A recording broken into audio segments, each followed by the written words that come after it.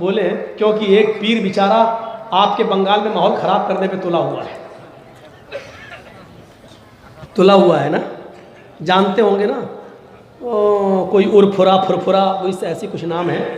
अरे सब क्लियर मत कहो यार, केस हो जाते हैं। अरे भैया नाम मत लो, हम इन दो कोड़ियों के लोगों के नाम लेना नहीं जानते।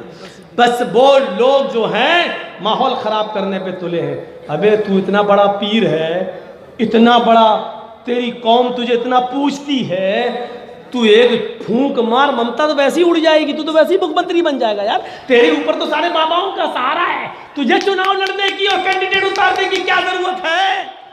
क्या जरूरत है? मुल्ला मौलवी है तो कायदे से रहे, तुझे यहाँ उतरने की क्या जरूरत? यही तो लोग उसको कहते हैं योगी, योगी से हमारे यहाँ। अबे तू सन्यासी है तो कायदे से रहे, तुझे क्या जरूरत थी चुनाव लड़ने की? तू तो मंदिर में घंटा बजा। अब तू पावर इतना दिखाएगा, जिसको 20 साल से बच्चे ना हो हमारे फला के पास आ जाओ, बच्चे हो जाएंगे। मस्जिदों से महरूम हमारे पास आए, बच्चों से महरूम हमारे पास आए, बेटा बेटी से महरूम हमारे पास आए, और जो तेरे पास आ रहा है उनको बच्चे हो रहे हैं। जब तू इतना पावरफुल है तो एक फूंक मार, उड़ जाएगा मोदी बेचारा, देश का प्रधानमंत्री तू बन जाएगा। मार। अरे दुनिया को बेवकूफ बनाना छोड़। यहां से 100 रुपए मिल रहे थे, तेरा पेट 100 में पल नहीं रहा था, दिल्ली वाले ने तुझे 1000 का लालच दे दिया, इसलिए तू इधर का खिलाफ हो गया। हमको बेवकूफ बना रहे हो। मौलवी जर्जीस तुम्हारी रगों में दौड़ने वाले खून से वाकिफ है। यहां जिन लोगों को भेजा जा रहा है, मजबूरी है उनकी भी यहां आना, क्योंकि वो जानते हैं इतना सा जुमला आजम खां बोलता है तो जेल चला जाता है। हम बचे हैं, हमें बचाया ही जा रहा है।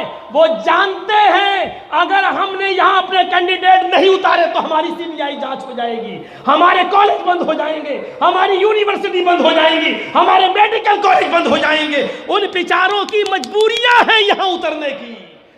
मेरे भाइयों, मजबूरियां हैं उनकी यहां उतरने की। क्या करेंगे? क्या हमको चेक फेंका जाता है? चेक मौलाना साहब, अबे हम तो, हमारी अक्ल ठिकाने आ गई। हमने कहा किस बात का चेक दे रहे हो? भर लो जितना पैसा भरना हो। क्या मतलब?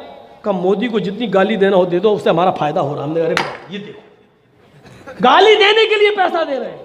हमने कहा केस हुआ? बोले केस होने ही नहीं दूंगा मैं तुम्हारे ऊपर, ये कहा जा रहा है मुझसे, केस नहीं होने दी। अरे बात, ये हालात इस स्टेज पर पहुंच चुके हैं मेरे भाइयों।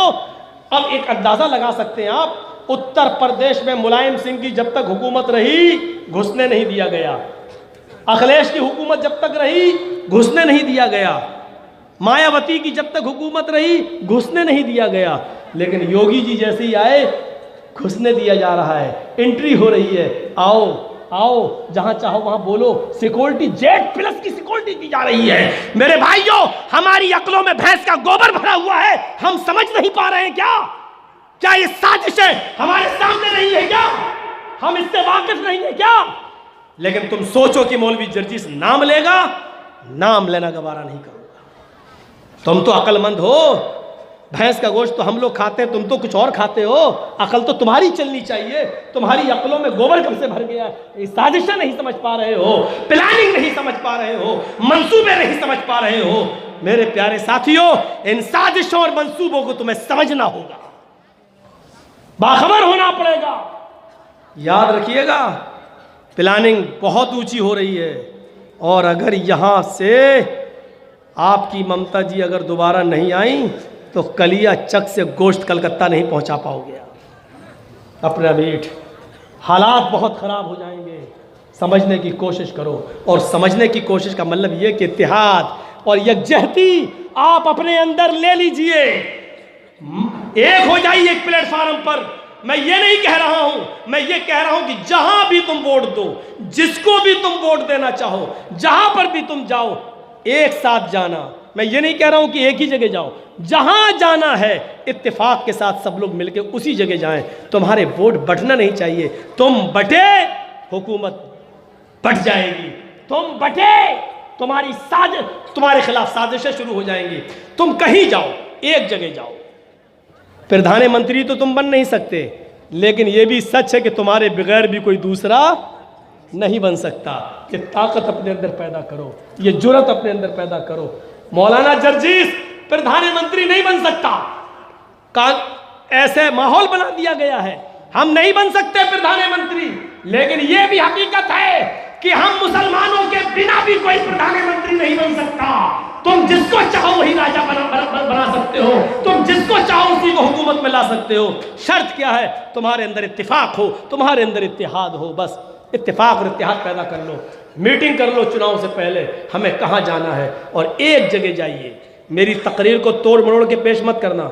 ये चैनलों पे हम बहुत देख रहे हैं, कुछ चैनलों पे नाम आ रहा है ना, हम उसको चैनल पे देख रहे हैं, हम रिपोर्ट करेंगे। हमारी तस्वीर मोदी के साथ बिल्कुल ना बनाई जाए, योगी के साथ बिल्कुल ना बनाई जाए। तुम्हें तो 50,000 रुपये मिल जाता है नोटिस। अल्लाह फरमाता है वमा मुहम्मदुन इल्ला रसूल कद खलत मिन क़ब्लिहिर रुसुल अफ़ इम्मा तक़ुतिल इंक़लबतुम अला आक़ाबिकुम। मोहम्मद अल्लाह के रसूल है, अगर ये कत्ल कर दिए जाएं, अफ़ इम्मा, अगर ये इंतकाल कर जाएं, औ कुतिला, या मैदान जंग में कत्ल कर दिए जाएं, तो क्या तुम एड़ियों के बल पलट जाओगे? क्या तुम दीन को छोड़ दोगे? जो ऐसा करेगा वो अल्लाह का कुछ भी नुकसान नहीं कर सकता। यानी नबी को मौत आएगी, आई, और ये है अल्लाह मेरे नबी पर 2 मौतें नाज़िल नहीं करेगा। आए उमर सुनो, और आए लोगों सुनो, तुम लोगों में से जो मोहम्मद की इबादत करता था वो सुन ले। बुखारी शरीफ के अल्फाज है, आए ऊंची टोपियों वालों सुनो ये अल्फाज। आए कुतुब मीनार की टोपी लगा के मुर्दों के नाम पर खाने वालों, चादरें चढ़ाने वालों, मुर्दों की पूजा करने वालों, और कब्रों को चूमने चाटने वालों, और कब्र खुद सुनो। हजरत उमर ने कहा मन कान मिनकुम याबुदु मुहम्मदन, जो तुम में से मोहम्मद की इबादत करता था। इबादत तो अल्लाह की होती है, लेकिन अबू बकर ने क्या कहा? तुम में से जो मोहम्मद की इबादत करता था वो सुन ले, फ़इन्न मुहम्मदन क़द मात, मुहम्मदुर रसूलुल्लाह का इंतकाल हो गया, वो इस दुनिया में न रहे। वमन कान मिनकुम याबुदुल्लाह हय्युन ला यमूत, और जो अल्लाह की इबादत करता था वो सुन ले, अल्लाह जिंदा है, वो कभी मरेगा नहीं। आए उमर होश में आओ, अल्लाह मेरे नबी को 2 मौतें नहीं देगा। जो मौत आनी थी वो आ चुकी है, अब दोबारा मौत नहीं आएगी। मेरे नबी अल्लाह को प्यारे हो गए। तो हज़रत उमर फ़ारूक ने कुरान की जब ये आयत सुनी तो क्या कहा? अरे अबू बकर, आज इस आयत ने मेरे ईमान को ताज़ा कर दिया, और ऐसा लग रहा है जैसे कुरान आज ही नाजिल हो रहा। कुरान की आयतें जो सुनते हैं ईमान में इजाफा हो जाता है। मस्जिदों से सुनो, मौलवियों से सुनो, ईमान में इजाफा होना चाहिए। कल तो मैं 2 घंटे के चक्कर में पता नहीं मेरी घड़ी बंद हो गई थी, क्या हुआ, 2.5 घंटा बोल गया था और पता ही नहीं चला था टाइम। मेरे भाइयों, परसों 2 प्रोग्राम किए थे, कल 1 किया था, और आज भी 2 ही हो गए हैं जुमे का खुतबा जोड़कर। अगर उसको भी जोड़ दिया जाए तो 2 है। मैं भी इंसान हूँ, कोई जनरेटर तो हूँ नहीं कि जितना चाहो उतना जलाओ। और कल भी मेरा प्रोग्राम है महल्लार पाड़ा में सीलमपुर, परसों गाजोल, और फिर 8 तारीख को मिदनीपुर। तो आप ही के बंगाल में रहमो करम चल रहा है मेरे भाइयों। तो बस इतना काफ़ी है, और भी चीज़ें हैं।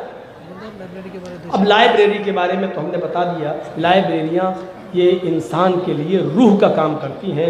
मेरे भाइयों, इसका ताउन करिए, लाइब्रेरी बनाइए, अच्छी अच्छी किताबें इसमें रखिए। किताबें जब आप मंगाओ तो हमसे ज़रूर मशवरा कर लेना, हम कुछ किताबें आपको ऐसी बताएंगे इंशाअल्लाह जिससे फ़ायदा होगा। तो अल्लाह